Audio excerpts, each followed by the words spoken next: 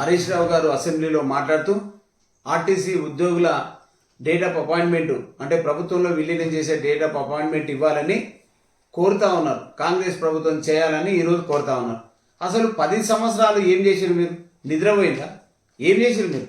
10 సంవత్సరాలు ఆర్టీసీ ఒక్క ఉద్యోగం ఇవ్వలేదు. ఆర్టీసీలో ఉన్నటువంటి ఉద్యోగులకు వేతన సవరణ చేయలేదు.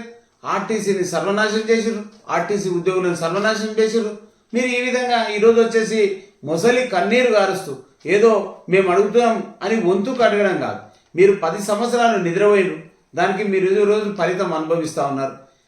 మీరు స్పష్టంగా మీరు చెప్పండి, ఎందుకు మీ ముఖ్యమంత్రి అప్పుడు గతంలో ఉన్నటువంటి కేసీఆర్ గారు ఎందుకు నిన్ను గౌరవాధ్యక్ష పదవి నుంచి తప్పించారు?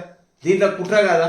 అప్పుడు కేసీఆర్ మీరందరూ కలిసి కుట్రపూరితంగా మరి గౌరవాధ్యక్షుని నుంచి తప్పుకొని యూనియన్లను కూడా రద్దు చేయడం జరిగింది. అంటే బ్రిటిష్ పాలన తీసుకొచ్చింది ఎవరు?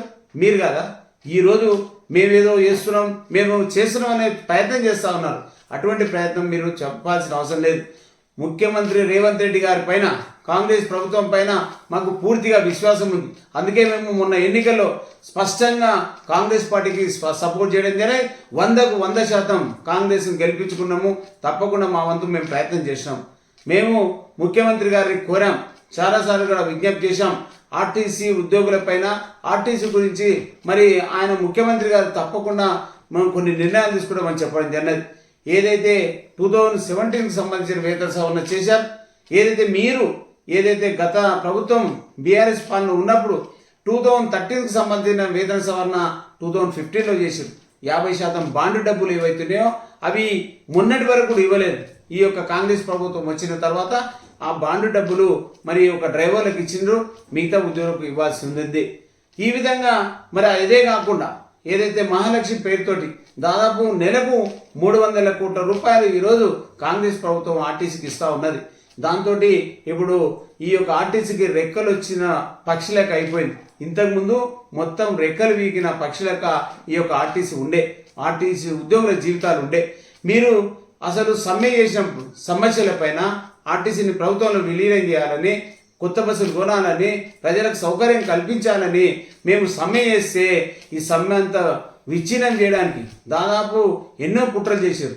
దాదాపు 38 మంది ఉద్యోగులు చనిపోయారు. చనిపోయిన ఉద్యోగునికి కూడా కేవలం ఒక్కొక్కరికి 2 లక్షలు ఇచ్చి ఇంటికి పంపారు. మీరు వాళ్ళ కుటుంబ సభ్యుల ఎంతైతే ఇబ్బంది పడుతున్నారో ఈరోజు గుర్తించాల్సిన అవసరం ఉంది.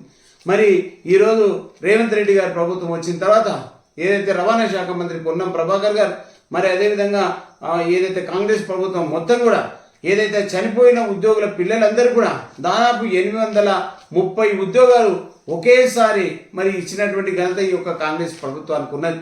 మీరు ఏ రోజు కూడా అసలు మీరు మాట్లాడే నైతిక హక్కు కూడా లేదు.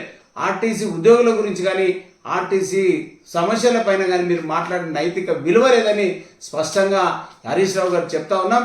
ఇప్పుడు మీరు అసెంబ్లీలో చెప్పేసి ఏదో మోసపూరితంగా మేమే ఇప్పిస్తున్నామని చెప్పే విధంగా ప్రయత్నం చేస్తే మీరు అడ్డుకున్న వాళ్ళు అవుతారు. ఆర్టీసీకి మీరు ఏం చేసిన వాళ్ళు కారు. కాబట్టి మేము ముఖ్యమంత్రి గారికి విజ్ఞప్తి చేశాం, తప్పకుండా ఈ యొక్క బీఆర్ఎస్ ప్రభుత్వంలో 7 లక్షల కోట్లు అప్పు చేసారు కాబట్టి మనకు ఆర్థికంగా కొంత ఇబ్బంది ఉందని చెప్పడం జరిగినది, కొద్దిగా ఆలస్యం అవుతుందని చెప్పడం జరిగినది. మేము దానికి కొద్దిగా ఆర్టీసీ ఉద్యోగులందరూ కూడా కొద్దిగా సమయం పాటించాల్సిందిగా విజ్ఞప్తి చేస్తూ ఉన్నాం. తప్పకుండా ముఖ్యమంత్రి గారు చెప్పారు, ఏదైతే ప్రభుత్వ డేట్ ఆఫ్ అపాయింట్మెంట్ ఇస్తామని చెప్పడం జరిగినది, ఆర్థిక భారం పడుతుందని చెప్తా ఉన్నారు. కానీ ఆర్థిక భారం పడదని కూడా వేం నరేందర్ రెడ్డి గారికి ముఖ్యమంత్రి సలహాదారు గారు కూడా చెప్పడం జరిగినది. అదేవిధంగా రవాణా శాఖ మంత్రి గారు చెప్పడం జరిగినది.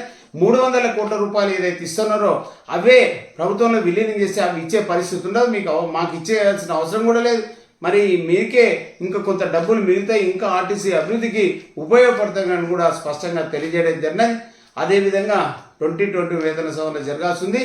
మరి ఏదైతే యూనియన్ ఇస్తామని కూడా ముఖ్యమంత్రి గారు తప్పకుండా మేము అధికారంలోకి వస్తే అన్నీ ఇస్తామని ఏదైతే మేనిఫెస్టోలో పెట్టినో మేనిఫెస్టోలో పెట్టినవి బయట కూడా అన్నీ చేస్తూ ఉన్నారు. ఏదైతే మనకు ప్రజలకు ఇచ్చినటువంటి హామీలు అవుతున్నాయి అవి కూడా అన్నీ నెరవేరుస్తూ ఉన్నారు. అందులో భాగంగా ఆర్టీసీ పెట్టిన విషయం మేనిఫెస్టోలో పెట్టినవి కూడా తప్పకుండా మనం నెరవేరుస్తామని పూర్తి స్థాయిలో మేము ఆశిస్తూ ఉన్నాం. మరి కాకపోతే కొద్దిగా నిరాసక్తకు గురవుతా ఉన్నారు ఆర్టీసీ ఉద్యోగులు. వెంటనే ముఖ్యమంత్రి గారు వారి యొక్క బీఆర్ఎస్ మాటలు పట్టించుకోకుండా వెంటనే డేట్ ఆఫ్ అపాయింట్మెంట్, యూనియన్లను, అదేవిధంగా పెంచిన పనిభారాన్ని, ఆ వేధింపులను వెంటనే కొద్దిగా మాకు సరి చేస్తే, మీరు కొన్ని మాకు కల్పిస్తే మీకు తప్పకుండా ఆర్టీసీ ఉద్యోగులందరూ మీకు రుణపడి ఉంటారు. రాష్ట్ర వ్యాప్తంగా మీకు అన్ని విధాలా మేము తప్పకుండా మీకు సపోర్ట్గా ఉంటామని ఈ విధంగా విజ్ఞప్తి చేస్తూ, మేము secretary general K Hanumanth Mudiraj, నేను గతంలో 97 డిపోలు ప్రభుత్వంలో విలీనం చేయాలని తెలంగాణ జాతీయ మజ్దూర్ ఆధ్వర్యంలో మరి యొక్క కార్మిక చైతన్య యాత్ర చేయడం జరిగినది. ఆ సమయంలో ఇదే కేసీఆర్ ముఖ్యమంత్రి, ఇది భూగోళం ఉన్నంత వరకు ఆర్టీసీని ప్రభుత్వంలో విలీనం చేయడం సాధ్యం కాదు అన్నటువంటి ఈ యొక్క కేసీఆరే మళ్ళీ ఈ ప్రభుత్వంలో విలీనం చేస్తామని చెప్పడం అంటే వాళ్ళ అవసరానికి ఏదైనా చేస్తామని చెప్తా ఉన్నారు. మరి అటువంటి పద్ధతి కేసీఆర్ దగ్గర ఉంది. కానీ ఇప్పుడున్న కాంగ్రెస్ ప్రభుత్వం ఏదైతే మాట చెప్పిందో మాటను నిలుపుకునే విధంగా ఈరోజు రేవంత్ రెడ్డి గారు ప్రభుత్వం చేస్తూ ఉన్నది. మాకు ప్రగాఢ విశ్వాసం ఉంది. ముఖ్యమంత్రి రేవంత్ రెడ్డి గారు మా యొక్క సమస్యలను తొందరగా పరిష్కరిస్తే చాలా హ్యాపీగా ఉంటారని సందర్భంగా మన ముఖ్యమంత్రి రేవంత్ రెడ్డి గారు కూడా విజ్ఞప్తి చేసి సెలవు తీసుకుంటున్నారు.